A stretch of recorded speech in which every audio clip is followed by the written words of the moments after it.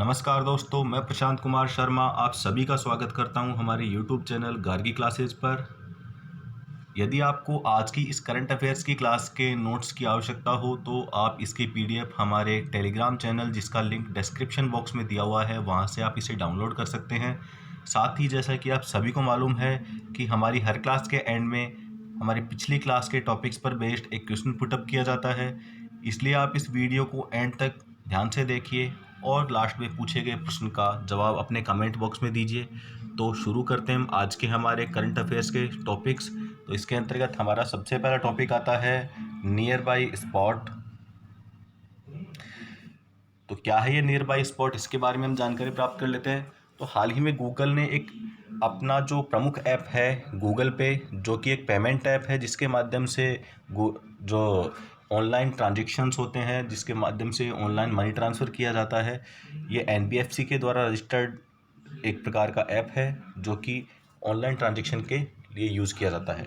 ये गूगल का ऐप है और इस ऐप के तहत एक नया फीचर गूगल ने हाल ही में लॉन्च किया है जिसका नाम है नियर बाई स्पॉट।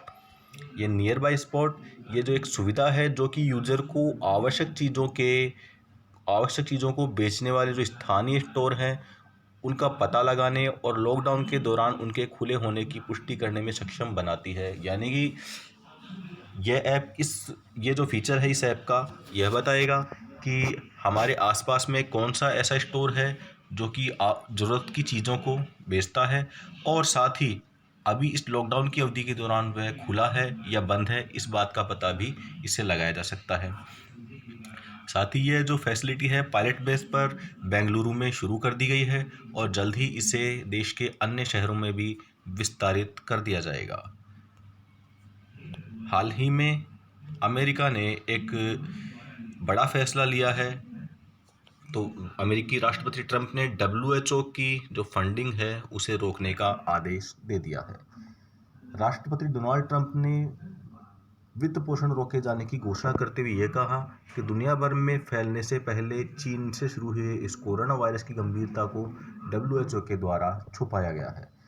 ये आरोप अमेरिकी जो राष्ट्रपति डोनाल्ड ट्रंप हैं उन्होंने WHO पर लगाया। उन्होंने ये कहा है, आरोप लगाते हुए कहा है कि चीन ने कोरोना वायरस की जो गंभीरता है उसे पूरी दुनिया से छुपाया। इसी वजह से ये जो वायरस है इतनी तेज़ी से पूरे दुनिया भर के अंदर फैल गया। दूसरी ओर यूनाइटेड नेशंस का इस बारे में कहना है कि विश्व स्वास्थ्य संगठन के जो संसाधनों में कटौती करने का यह उचित समय नहीं है, क्योंकि इस समय WHO को फंडिंग की एक्स्ट्रा आवश्यकता है, क्योंकि पूरा विश्व इस समय कोरोना डिजीज़ जो एपिडेमिक है उससे जूझ रहा है। देश के पूरे विश्व के अंदर बहुत से लोग, लाखों लोग इससे संक्रमित हैं और कई लोगों की, लाखों लोगों की जान भी इसमें जा चुकी है। इस वजह से और जो WHO है वो ये चाहता है कि अभी उसके पास में फ़ंड बना रहे, जिससे कि वह जो निर्धन राष्ट्र हैं या जो ज़रूरतमंद राष्ट्र हैं उनकी वह मदद कर सके। ध्यान देने की बात है कि अमेरिका WHO को सबसे ज़्यादा धन देने वाला देश है और अमेरिका ने पिछले साल ही लगभग $40 करोड़ का वित्त पोषण किया था। राष्ट्रपति ट्रंप ने यह भी कहा कि अमेरिका हर साल 40 करोड़ से 50 करोड़ तक $50 करोड़ तक का जो फंड है वो WHO को देता है, जबकि चीन एक वर्ष में लगभग केवल $4 करोड़ का फंड ही WHO को उपलब्ध करवाता है। हाल ही में एक स्कीम लॉन्च की गई है, देखो अपना देश। ये एक वेबिनार श्रृंखला है जो कि पर्यटन मंत्रालय भारत सरकार के द्वारा 14 अप्रैल को देखो अपना देश नाम की एक वेबिनार श्रृंखला लॉन्च की गई है। इससे हमारे अतुल्य भारत की संस्कृति और विरासत की गहरी विस्तृत जानकारी प्रदान की जा सकेगी। यानी कि इससे भारतीय संस्कृति के बारे में नॉलेज होगा, भारत की विरासत के बारे में नॉलेज होगा, इसके बारे में डिटेल से बताया जाएगा इस वेबिनार के अंदर। पहली वेबिनार जो कि श्रृंखला का हिस्सा थी और प्रकाशित हुई, इसने दिल्ली के लंबे इतिहास को छुआ और यह 8 शहरों के रूप में सामने आया। इसकी जो पहली श्रृंखला का जो पहला जो वेबिनार है वो हाल ही में पब्लिश कर दिया गया है और इस वेबिनार के अंदर स्पेशली इस बार दिल्ली पर फोकस किया गया है और दिल्ली के जो इतिहास है उसके बारे में जानकारी दी गई है।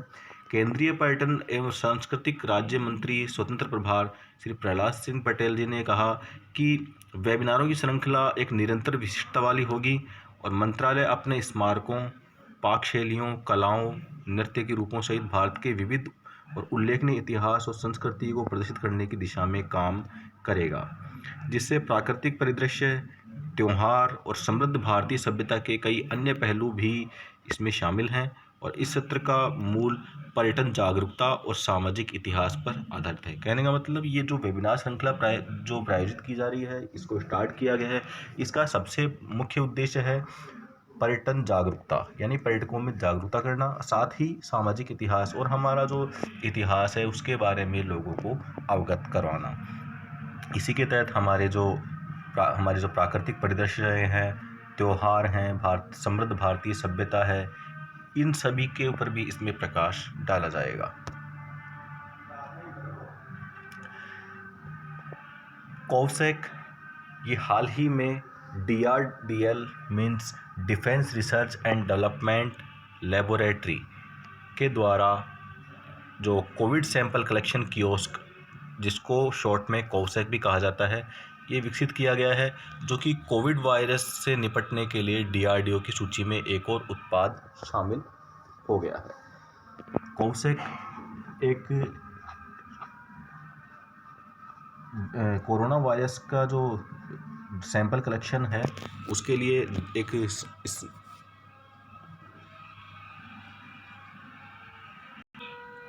कोवसैक ऐसा एक प्रोडक्ट है जो कोरोना वायरस से संक्रमित व्यक्ति हैं उनके सैंपल्स को इजीली कलेक्ट कर सकता है। DRDL ने इस यूनिट को employees state insurance corporation ESIC Hyderabad के डॉक्टरों के परामर्श के बाद में विकसित किया है। कोवसैक संदिग्ध संक्रमित रोगियों के कोविड-19 नमूने लेने के लिए स्वास्थ्य कर्मियों के उपयोग हेतु एक कियोस्क है। साथ ही कोविड टेस्ट के लिए जो कियोस्क है उससे संक्रमण वाले व्यक्ति का स्वास्थ्यकर्मी दस्ताने के माध्यम से बाहर से एक फोहे में नाक या मुंह से सैंपल या स्वैब ले सकता है, जिससे कि उसकी जांच की जा सकती है कि ये व्यक्ति कोविड-19 से इन्फेक्टेड है या नहीं है। और यह इस जांच के दौरान जो स्वास्थ्यकर्मी है वो पूर्णतः सुरक्षित रहता है। कोवसैक की लागत लगभग 1 लाख रुपए है और कर्नाटक के बेलगाम स्थित चिन्हित उद्योग प्रतिदिन इसकी 10 इकाइयाँ मुहैया करवा सकता है, यानी कि इसकी जो 10 इकाइयों का प्रतिदिन निर्माण किया जा सकता है। अब हम बात कर लेते हैं DRDO के बारे में। तो DRDO, जिसका पूरा नाम defence research and development organisation है, जिसको रक्षा अनुसंधान और विकास संगठन भी कहा जाता है, ये रक्षा मंत्रालय भारत सरकार के अधीन एक उपक्रम है जिसकी स्थापना सन 1958 में की गई थी। इसका मुख्यालय DRDO भवन नई दिल्ली के अंदर स्थित है और इसका जो मोटो है वो बलस्य मूलम विज्ञानम, यानी बल के मूल में विज्ञान होता है। इस आशय के साथ में ये मोटो रखा गया इसका। वर्तमान में इसके जो चेयरमैन हैं वो डॉक्टर G सतीश रेड्डी है, जिनकी तस्वीर आप अपनी स्क्रीन पे देख पा रहे हैं। साथ ही ये जो एक और साथ में जो इमेज दिखाई दे रही है आपको, ये इमेज है DRDO के लोगो की इमेज। अब हम बात करते हैं कोलैब की। तो अटल इनोवेशन मिशन और नीति आयोग, और तीसरा है नेशनल इंफॉर्मेटिक्स सेंटर NIC। तो AIM, नीति आयोग और NIC, इन्होंने संयुक्त रूप से कोलैब नाम के एक सहयोगी सॉफ्टवेयर प्रणाली स्टार्ट की है। इस प्रणाली का जो उद्देश्य है वो रचनात्मक और कल्पना के मुक्त प्रवाह के साथ 3D डिज़ाइन बनाने और मॉडिफाई करने के लिए देश भर में अटल टिंकरिंग लैब्स के छात्रों को एक शानदार मंच प्रदान करना है। इस प्रणाली ने 2D ड्राफ्टिंग से 3D प्रोडक्ट डिज़ाइन के लिए व्यापक इंजीनियरिंग सॉल्यूशन प्रदान किया है, यानी कि इससे 3D इमेजेस 3D जो डिज़ाइंस है उनका निर्माण करने में ये जो प्रणाली है, सॉफ्टवेयर है, वो सहायता करता है। और स्पेशली जो ये बच्चे हैं जो कि जैसे कि अटल इनोवेशन मिशन के तहत जो बच्चे स्टडी कर रहे हैं उन बच्चों के लिए जो 3D इमेजेस बनाना, 3D डिज़ाइंस बनाना सिखाने के लिए स्पेशली यह कोलैब कैड नाम से जो सॉफ्टवेयर है वो स्टार्ट किया गया है। अब हम बात कर लेते हैं अटल इनोवेशन मिशन की। तो अटल इनोवेशन मिशन जो कि नीति आयोग में रखा गया जो अटल इनोवेशन मिशन है, वो नवाचार और उद्यमिता की संस्कृति को बढ़ावा देने के लिए भारत सरकार की एक प्रमुख पहल है। और स्कूल स्तर पर अटल इनोवेशन मिशन पूरे भारत के सभी ज़िलों में अटल जो टेकरिंग लैब्स की स्थापना कर रहा है। आज तक अटल इनोवेशन मिशन ने एटील की स्थापना के लिए 33 विभिन्न राज्यों और केंद्र शासित प्रदेशों में फैले देश भर के कुल 14,916 स्कूलों का चयन किया है। अब हम बात कर लेते हैं नीति आयोग के बारे में। नीति आयोग, जिसका पूरा नाम national institute for transforming India है, ये योजना आयोग के स्थान पर प्रतिस्थापित किया गया है। यानी कि इसके स्थान पर पहले नीति आयोग के स्थान पर योजना आयोग हुआ करता था, लेकिन अब उसका जो नाम और उसकी संस्थागत परिवर्तन करती है, उसका अब योजना आयोग की जगह नीति आयोग के रूप में स्थापित कर दिया गया है। इसका गठन 1 जनवरी 2015 को किया गया था और इसके अध्यक्ष भारत के प्रधानमंत्री होते हैं, जो कि वर्तमान में श्री नरेंद्र मोदी हैं। इसलिए वर्तमान में इसके अध्यक्ष श्री नरेंद्र मोदी ही हैं। इसके उपाध्यक्ष राजीव कुमार हैं और इसके chief executive officer Amitabh Kant हैं। साथ ही ध्यान देने की बात है कि नीति आयोग का जो गठन है वो जैसे आपको बताया गया कि 1 जनवरी 2015 को किया गया था। उस समय नरेंद्र मोदी की सरकार थी, तो इसीलिए उस समय जो प्रथम, अगर क्वेश्चन आपसे पूछा जाए कि नीति आयोग के प्रथम अध्यक्ष कौन थे, तो वो भी कौन थे, नरेंद्र मोदी ही थे। और ध्यान देने की बात है, नीति आयोग के जो प्रथम उपाध्यक्ष थे वो थे अरविंद पनगड़िया।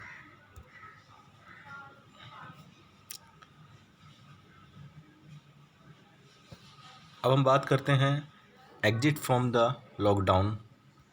हमारा जो अगला टॉपिक है एग्जिट फ्रॉम द लॉकडाउन, ये है CIA के द्वारा हाल ही में जारी एक रिपोर्ट जिसका नाम है exit from the lockdown, A CII strategy. इस रिपोर्ट में एसोसिएशन ने सुझाव दिया है कि प्रतिबंधों की समाप्ति की घोषणा से पहले सरकार को पर्याप्त नोटिस देना चाहिए। यानी कि जो प्रतिबंधों को, जो लॉकडाउन के दौरान जो प्रतिबंध किए गए हैं, उनको एक साथ नहीं हटाए जाए और उन्हें स्टेप बाय स्टेप हटाया जाए। साथ ही इसकी घोषणा सरकार पहले नोटिस दे करके इसकी घोषणा करे। इसने ये भी कहा है कि लॉकडाउन को क्रमवार उठाया जाए। अब हम बात कर लेते हैं कि CII क्या है। तो इसका पूरा नाम कॉन्फेडरेशन ऑफ इंडियन इंडस्ट्री या भारतीय उद्योग परिसंघ है, जो कि एक गैर सरकारी व्यापारिक संगठन है, जो कि व्यापारिक जो प्रतिष्ठान है और भारतीय उद्योग निकाय हैं उनके हितों की रक्षा के लिए और उनके लिए नियम निर्माण और उनके नियोजन के लिए निर्मित किया गया है। ध्यान देने की बात है, गैर सरकारी संगठन है और इसकी स्थापना 1895 में की गई थी, जिसका उद्देश्य भारत के विकास को गति प्रदान करने वाले पर्यावरण का निर्माण करना और उसे पोषित करना है। वर्तमान में जो CII है उसके अध्यक्ष हैं विक्रम किर्लोस्कर, जिनकी तस्वीर आप यहाँ देख पा रहे हैं, और इसके जो उपाध्यक्ष हैं वो है TV नरेंद्रन, जिनकी तस्वीर भी आपके सामने यहाँ पर स्क्रीन पर दी गई है। और नीति आयोग के जो वर्तमान उपाध्यक्ष डॉक्टर राजीव कुमार हैं, वो एक इकोनॉमिस्ट हैं। साथ ही इसके अंदर जो कुछ अन्य सदस्य भी हैं जिनका वर्बली वर्णन कर देते हैं। इसके पूर्णकालिक सदस्य डॉक्टर विनोद पाल हैं, जो लोक स्वास्थ्य विशेषज्ञ हैं। इसके अलावा विजय कुमार सारस्वत, जो पूर्व सचिव हैं DRDO के, और एक कृषि विशेषज्ञ हैं जिनका नाम श्री रमेश चंद्र है। इसके अलावा इसके कुछ पदेन सदस्य हैं, जिनमें रक्षा मंत्री, भारत के रक्षा मंत्री राजनाथ सिंह, भारत के गृह मंत्री अमित शाह है, भारत के वित्त मंत्री निर्मला सीतारमण और भारत के केंद्रीय मंत्री नरेंद्र सिंह तोमर भी इसके अंदर पदेन सदस्य के रूप में शामिल हैं। साथ ही इसमें विशेष आमंत्रित सदस्यों में नितिन गडकरी, जो कि सड़क एवं परिवहन मंत्री हैं, थावरचंद गहलोत, जो कि केंद्रीय सामाजिक न्याय और अधिकारिता मंत्री हैं, और मानव संसाधन विकास मंत्री रमेश पोखरियाल इसके सदस्य हैं। अब हम बात कर लेते हैं अगले टॉपिक की। अगला टॉपिक है हमारा all India agri transport call centre. All India agri transport call centre, जिस हाल ही में केंद्रीय कृषि मंत्रालय ने कृषि वस्तुओं के फ्री इंटर स्टेट ट्रांसपोर्टेशन यानी कि मुक्त अंतर्राज्यीय आवाजाही को सक्षम बनाने के लिए एक कॉल सेंटर की स्थापना की गई है। इसे all India agri transport call centre का नाम दिया गया है। यह सब्जियों और फलों के साथ साथ बीज, कीटनाशकों, उर्वरकों आदि जैसे कृषि उत्पादों को एक राज्य से दूसरे राज्य तक पहुंचाने के लिए समन्वय का कार्य करता है। यदि परिवहन में कोई प्रश्न प्राप्त होता है तो कॉल सेंटर इसे राज्य सरकार के अधिकारियों को अग्रेषित कर देता है। यानी अगर कोई प्रॉब्लम आती है, किसी ट्रांसपोर्टेशन को लेकर कोई प्रॉब्लम हो, तो वो जो संबंधित राज्य सरकारें हैं उनके अधिकारियों को अपनी कॉल फॉरवर्ड कर देता है और उनसे इस बात का सॉल्यूशन करवा लेता है।